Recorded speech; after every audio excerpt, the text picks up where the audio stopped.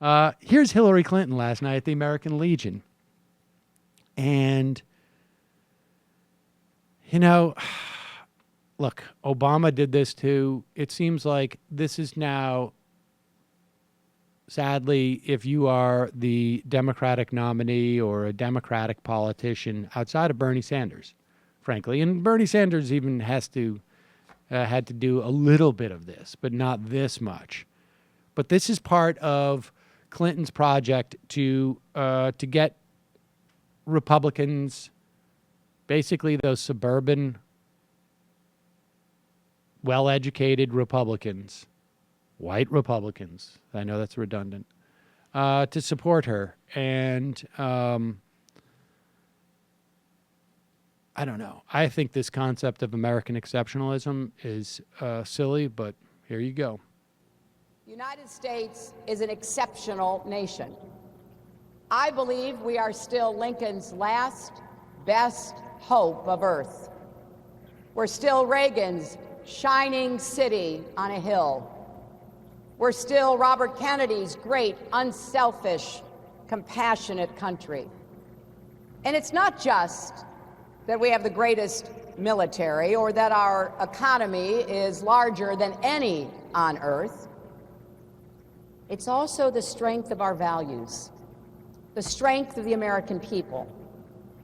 Everyone who works harder, dreams bigger, and never, ever stops trying to make our country and the world a better place. I mean, here's the problem I have with this concept. I mean, there is no doubt that the United States is exceptional in the sense that this country is fairly unique and certainly far more powerful than the vast majority of countries around the world. There are aspects of our society that are also unique and exceptional. The problem is that with the term exceptionalism and this notion is that the second half of that construct is that and because so, we don't need to conform to the laws and the ethics and we get it. We get a pass on certain things. And I think that's what's really problematic about it. I mean, every nation probably says, France is, I don't know, however you say exceptional in French. But I think the problem is that there is a sense that rather than creating a greater obligation for the way that we function in the world, it's like, well, we can overlook certain things.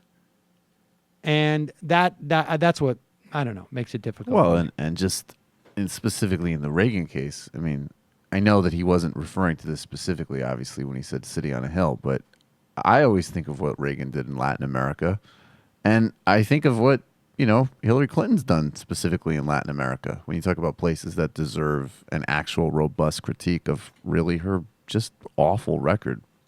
And I mean, did Obama do it? I don't think Clinton's record is, frankly, it's not as bad as Reagan's. No. Nearly as bad as Reagan's. No, but that's also contextual. I mean, it couldn't be as bad as Reagan's, almost by definition. But it's a pretty bad record. But obviously, she wasn't funding paramilitaries and death squads through secretly, through smuggling arms to Iran. That's right. Yeah, there's some slight differences there, but it's not a good record. I mean, when Obama said, compared himself to Reagan, was he trying to imply, though, that he would be the sort of liberal equivalent, and that's how he wanted to emulate Reagan? Or was it like this, which is just a shout out to Reagan and basically just saying, Trump is so bad that he's not as good? At the time, it was like a Rorschach test. Okay. Everybody on the left was like, how could he cite Reagan? And other people were going, well, he wants to be that transformational.